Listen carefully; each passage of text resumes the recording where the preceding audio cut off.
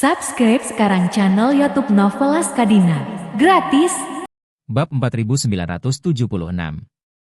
Marshall tertawa 2 kali. Apa yang bisa saya katakan, saya tidak tahu. Waktu ketika dermawan saya mengatakan kepada saya untuk tidak memberitahu istri Anda bahwa Anda sudah mati. Biarkan aku memberitahunya bahwa kamu hilang, atau kamu melarikan diri dengan wanita lain, bagaimana aku bisa mengatakan ini? Duncan menghela nafas dan berkata, kalau begitu aku harus memikirkan penjelasan yang bagus tentang itu ketika aku kembali. Jika semua ini relatif sempurna, ibu dan anak perempuannya mungkin akan selalu ragu. Marshall berpikir sejenak dan berkata, atau katakan Anda sedang dalam suasana hati yang buruk karena Anda terpaksa pensiun dini. Jadi kamu menemukan tempat untuk bersantai? Duncan berkata dengan malu, ini terlalu tidak bertanggung jawab. Jika putri saya tidak memberitahu saya tentang kehamilannya, dia bisa saja membodohi saya, tetapi kuncinya adalah anak itu memberitahu saya bahwa dia hamil. Ini adalah acara besar yang membahagiakan, tetapi karena saya sedang dalam suasana hati yang buruk. Aku masih mencari tempat untuk bersantai, apa tidak tanggung-tanggung. Marshall memukul bibirnya dan berkata, hei, kamu sudah hilang selama berhari-hari tanpa berita. Dan Anda masih terjebak dalam kenyataan bahwa putri Anda sedang hamil. Benar-benar tidak ada solusi yang baik untuk simpul penting seperti itu tanpa mengatakan yang sebenarnya. Keluargaan lainnya juga sedikit khawatir untuk sementara waktu. Dan mereka juga tahu situasi dalam keluarga Duncan. Dan dia tiba-tiba menghilang pada titik kunci pada saat itu. Dan pada saat yang sama, dia tidak bisa mengatakan yang sebenarnya kepada istri dan anak-anaknya. Ini benar-benar rumit, dan hampir tidak ada cara yang baik untuk menanganinya dengan benar. Diperkirakan dia tidak akan bisa lepas dari keluhan istri dan putrinya ketika dia kembali ke rumah kali ini. Tepat ketika semua orang khawatir tentang Duncan, Stella memikirkan sesuatu dan berkata, Inspektur Lee, saya punya solusi, mari kita lihat apakah Anda bisa menerimanya. Duncan buru-buru berkata, Nona Faye, tolong jangan terlalu sopan padaku. Jika Anda punya ide bagus, jangan ragu untuk mengatakannya, tidak peduli apakah itu berhasil atau tidak, saya akan berterima kasih. Stella berkata, semua orang tahu tentang rangkaian hal yang disebabkan oleh Randall. Dan dunia luar juga tahu bahwa polisi tidak pernah menemukan siapa yang membunuhnya. Agar Anda dapat menjelaskan kepada istri dan putri Anda bahwa Anda secara pribadi diminta untuk membantu saya menyelidiki dalang di balik masalah ini. Tapi karena aku memintamu untuk merahasiakannya, kamu gagal menyapa mereka sebelumnya, dan akhir-akhir ini, atas permintaanku. Kamu diam? Jadi kamu tidak bisa memberitahu keluargamu di mana kamu berada. Dan kamu juga bisa memberitahu mereka, bahwa kamu sebenarnya sangat tidak rela dengan kasus ini. Ada kesempatan untuk bergabung dengan keluarga Faye. Dan kamu juga ingin menebus penyesalan ini, jadi kamu menyetujui permintaanku. Jika mereka tidak mempercayai pernyataan ini, saya dapat mendukungnya untuk Anda. Duncan berpikir sejenak, mengangguk, dan berkata, ide ini sangat bagus. Alasan, motif, dan detailnya bisa dicermati. Setelah berbicara, dia menghela nafas dan berkata tanpa daya, hanya saja aku dulu fokus pada pekerjaan dan bukan putriku. Hubungan kami tidak pernah sangat baik, dan kami memiliki kepribadian yang sama. Jadi tidak ada yang bisa meyakinkan yang lain, jadi begitu lama, ada sedikit perang dingin. Sampai saya terpaksa pensiun dan menghancurkan tanda detektif. Dia berinisiatif untuk berbicara dengan saya, dan berinisiatif untuk memberitahu saya berita kehamilannya. Berharap aku bisa kembali ke ibu dan anak. Saya mengerti bahwa dia ingin menghibur saya, jadi dia mengambil inisiatif untuk melepaskan amarahnya, dan memberi saya pengunduran diri. Tapi jika aku kembali dan memberitahunya karena aku merasa kesal di hatiku, saya mengabaikan langkah-langkah yang dia berikan kepada saya, dan saya tidak peduli padanya. Meskipun berita kehamilan menghilang dari dunia selama berhari-hari dan pergi untuk menyelidiki kasus ini, aku takut dia akan lebih kecewa padaku. Stella tersenyum sedikit dan berkata, sebenarnya, ini juga mudah diselesaikan. Anda dapat mengatakan bahwa saya meminta bantuan Anda dan menawarkan banyak uang kepada Anda. Dan kamu awalnya ingin menolak, tetapi mengingat kamu akan segera menjadi kakek pada saat yang sama. Anda bahagia, dan ingin menciptakan kondisi yang lebih baik dan lebih baik untuk anak. Jadi, Anda memutuskan untuk menghasilkan uang ini terlebih dahulu. Motivasi inti Anda adalah untuk anak yang belum lahir. Dan yang kedua adalah menyelidiki kasus ini secara kebetulan. Saya yakin mereka akan mengerti Anda. Setelah berbicara, Stella menambahkan, saya akan menulis cek sebesar 10 juta dolar nanti. Dan kemudian Anda dapat kembali dengan cek dan menyerahkannya kepada putri Anda. Pada saat yang sama, jelaskan situasinya kepadanya, dan katakan bahwa inilah yang saya bayarkan kepada Anda. Anda membiarkannya mengambilnya untuk bayi yang belum lahir. Saya yakin dia akan tersentuh oleh hati Anda yang penuh perhatian. Bab 4977. Mendengar bahwa Stella ingin memberinya cek senilai 10 juta dolar. Pikiran instan Duncan adalah menolak dengan cepat. Dia bahkan berkata dengan panik, Nona Faye, Anda telah banyak membantu saya. Bagaimana saya bisa menagih Anda lagi? Pria tua Nicholas di samping menampar pahanya dan berkata dengan penuh semangat. Metode Nona Faye sangat bagus. Sempurna. Sempurna. Dia menunjuk Duncan dan berkata, Duncan, kamu tidak perlu khawatir tentang uang. Nona Faye memberimu uang ini untuk membuatmu bisa menjelaskan semuanya dengan lebih baik di depan istri dan anakmu. Ini tidak hanya akan mencegah istri dan anak perempuan Anda mengeluh tentang Anda, tetapi bahkan akan membuat mereka merasa bahwa Anda sangat menghargai mereka di dalam hati Anda. Agar semua kontradiksi di seluruh hal akan memiliki solusi yang sempurna. Solusi yang sepenuhnya logis dan konsisten. Pada titik ini, dia menambahkan, tapi kamu benar, Nona Faye sudah membantumu. Saat ini, Anda tidak bisa membiarkan dia membayar apapun. Jadi saya akan membayar uangnya. Duncan buru-buru berkata, Paman, aku tidak bisa meminta uangmu. Apalagi? Meskipun saya tidak dapat menghasilkan banyak uang, kondisi ekonomi keluarga saya masuk akal. Baik istri maupun anak perempuannya tidak serakah akan uang, mereka tidak pernah menganggap uang dengan sangat serius. Nicholas melambaikan tangannya dan berkata, tidak ada yang mengatakan bahwa istri dan anak-anakmu menganggap serius uang. Uang ini hanya untuk membiarkan Anda memegang dan menunjukkan kepada mereka cinta Anda untuk mereka dan cucu-cucu masa depan. Kamu ambil cek dan ikuti rencana yang diberikan Nona Faye padamu. Dan beritahu istri dan anak-anakmu semua yang kamu miliki sebelumnya. Semua kekhawatiran langsung teratasi, dan 10 juta dolar juga merupakan jaminan yang sangat kuat.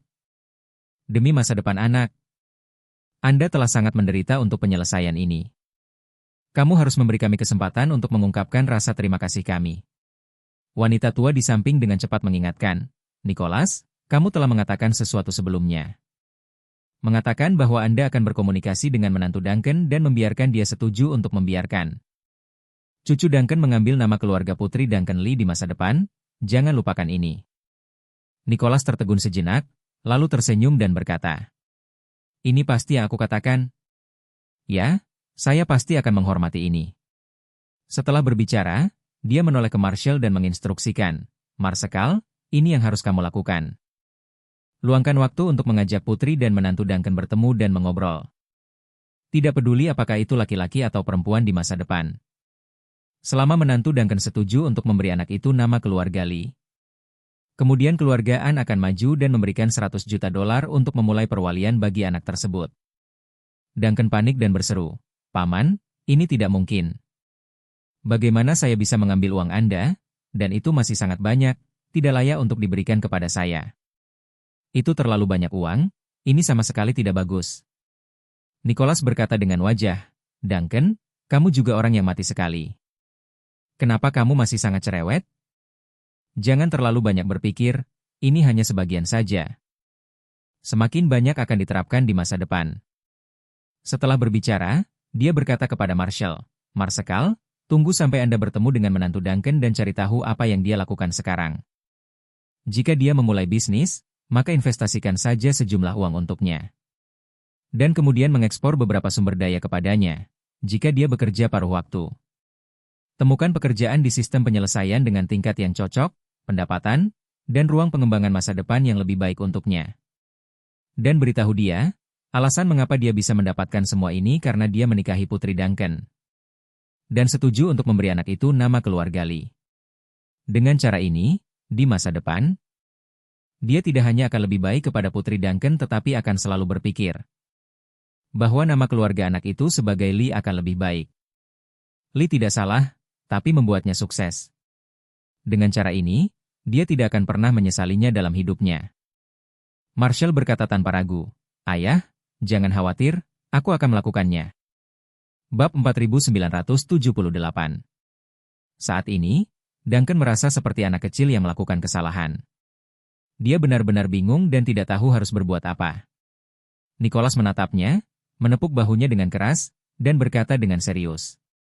Duncan, kamu telah mati sekali, kamu harus berpikiran terbuka dalam segala hal. Mulai sekarang, misi inti Anda adalah membuat rencana jangka panjang untuk keluarga dan keturunan Anda. Untuk membalas kebaikan keluargaan, kamu pasti akan membiarkan keluarga Lee dan keturunan keluarga Lee terus menyadari lompatan kelas sosial mulai saat ini.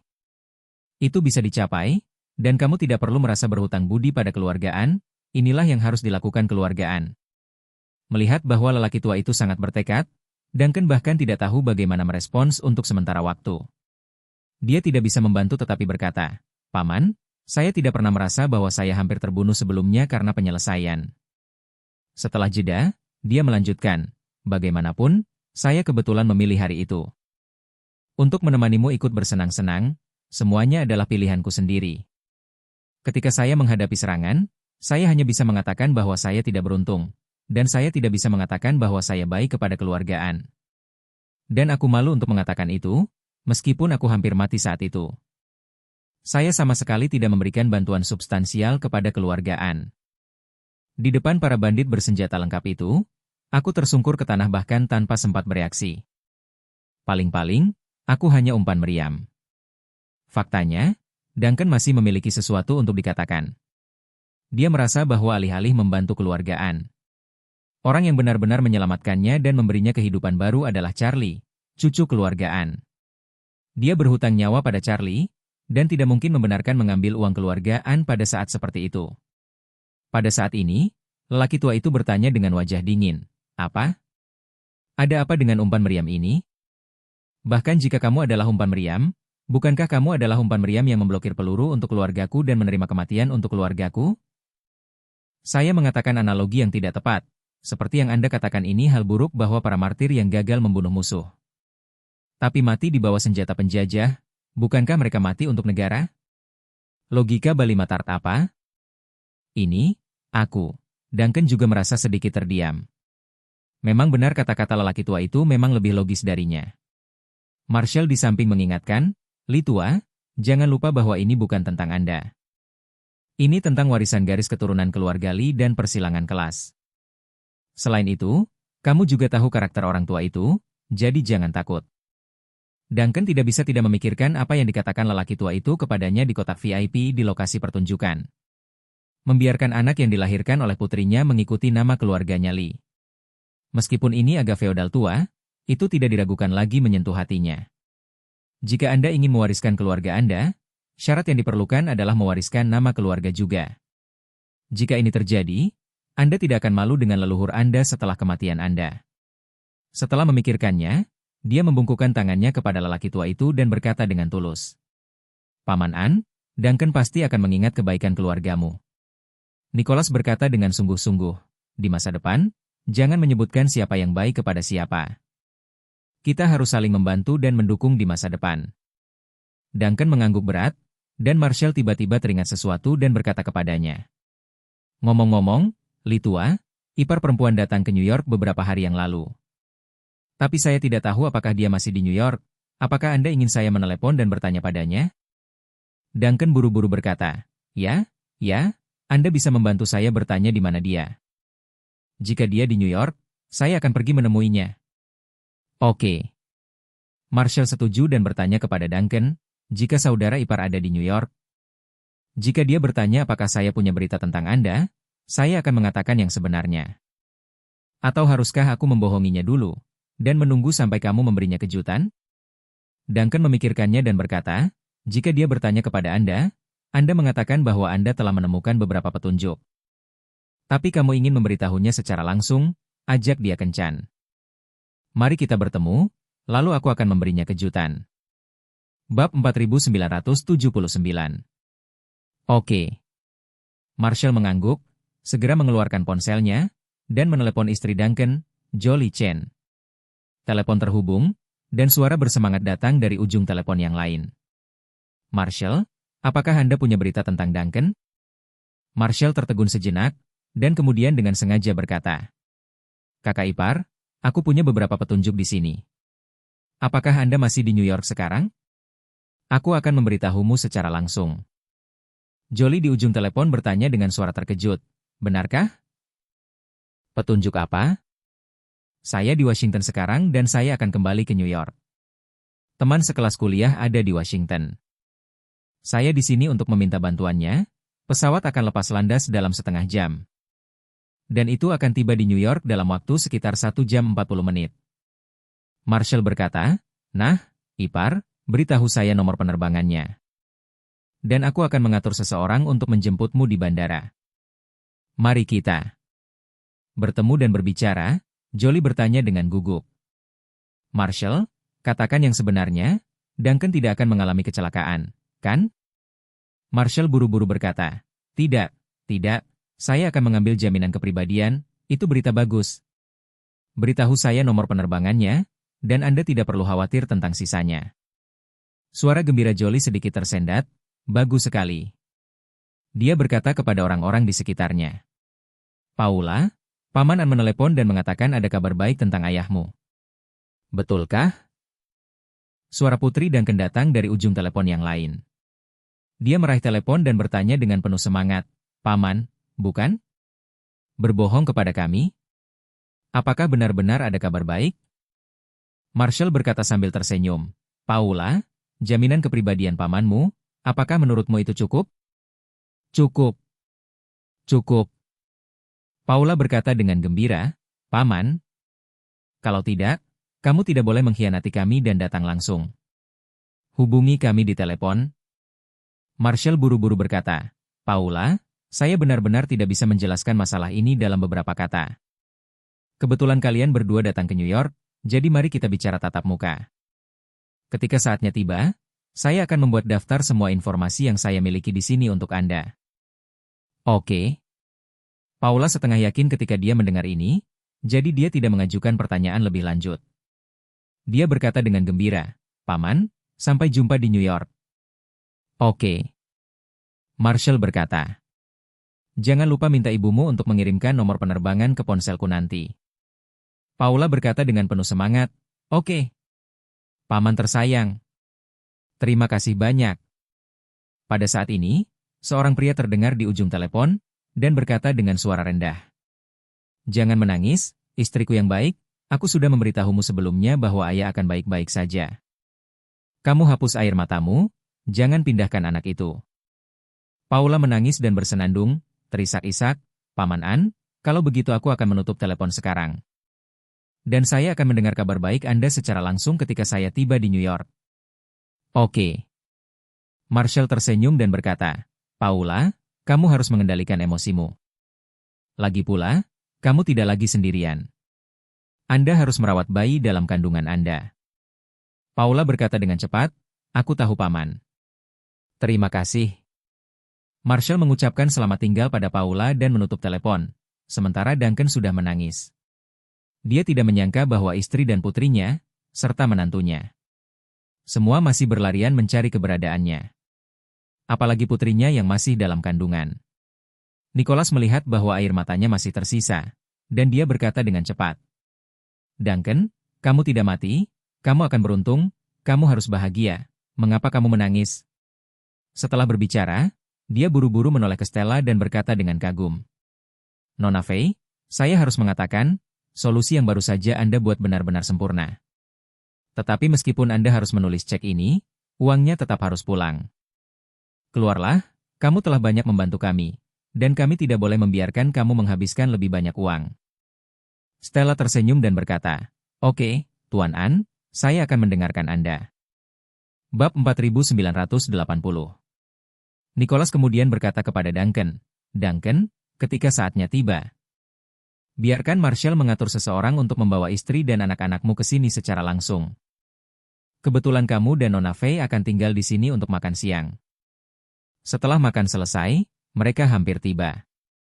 Pada saat itu, keluargamu yang terdiri dari 3 orang akan dapat bertemu dan bersatu kembali." Duncan menyeka air matanya dan mengangguk berat. Nicholas berkata kepada Stella, "Nona Faye, saya berharap untuk menunda waktu Anda sedikit setelah makan malam. rencanamu sempurna. Jika Anda dapat menjelaskan situasinya kepada istri dan putri Duncan di sini, ini akan menjadi lebih baik. Itu akan lebih meyakinkan. Bagaimana menurutmu? Stella berkata tanpa ragu-ragu, tidak masalah. TNN, saya tidak punya pengaturan lain di sore hari. Oke. Nicholas tertawa terbahak-bahak, hari ini saya sangat senang. Duncan telah kembali dari kematian dan dapat dipersatukan kembali dengan keluarganya di hadapan saksi kami. Bahkan lebih banyak sukacita. Marshall, ingatlah untuk mengambil video nanti. Kalau aku lupa besok, tunjukkan saja padaku lagi. Marshall mengangguk tanpa ragu-ragu dan berkata, "Oke ayah, ketika kita tiba, kami akan menyalakan kamera ponsel kami dan merekamnya ke segala arah." Pernyataan Nicholas benar-benar membuat suasana hati Duncan meningkat pesat. Dia berkata, "Tolong, bisakah seseorang membelikan seikat mawar untukku?" Marshall dengan bercanda berkata, "Oke, Litua, kamu juga telah mengembangkan sel romantis sekarang. Tunggu, aku akan mengaturnya." Pada saat ini, wanita tua itu tersenyum dan berkata, "Ayo pergi ke meja makan untuk makan dulu." Dan mengobrol sambil makan. Orang tua itu tersenyum dan berkata, "Oke, mengobrol sambil makan." Melihat Stella, dia berkata dengan sangat sopan, "Nona Faye, Anda adalah tamu terhormat, silakan datang dulu." Stella berkata dengan tersanjung, "Tuan Anne, kamu terlalu sopan. Kamu adalah kepala keluarga, kamu harus menjadi yang pertama." Nicholas berkata dengan sangat serius, "Nona Faye, Anda bukan hanya tamu terhormat, tetapi juga keluargaan kami dan dermawan Duncan. Anda tidak perlu bersikap sopan dalam keluargaan." Segera setelah itu, dia berkata dengan sungguh-sungguh, "Nona Faye, otakku mungkin tidak begitu mudah digunakan. Jika keluarga Faye memiliki tempat untuk menggunakan keluargaan, Anda langsung menghubungi Markus, dia adalah orang yang bertanggung jawab atas urusan luar keluargaan. Selama kamu mengucapkan sepatah kata pun, keluargaan akan habis-habisan." Setelah itu, dia menatap Markus dan bertanya, "Markus, apa yang harus kukatakan padamu? Pernahkah kamu mendengarnya?" Anak kedua, Markus, berkata tanpa ragu, "Jangan khawatir, ayah, selama Nona Faye mengatakan sepatah kata pun, keluargaan akan mengikuti instruksimu dan berusaha sekuat tenaga." Stella tidak menyangka bahwa lelaki tua dari keluarga Anne akan memberinya kata seperti itu. Sebuah janji yang membawa beban seperti itu.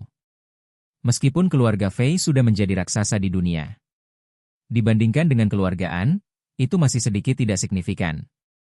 Sekarang bisa mendapatkan janji dari keluarga Anne jelas merupakan jaminan kuat bagi keluarga Faye. Selain bersemangat, dia hanya bisa menghela nafas dalam hatinya.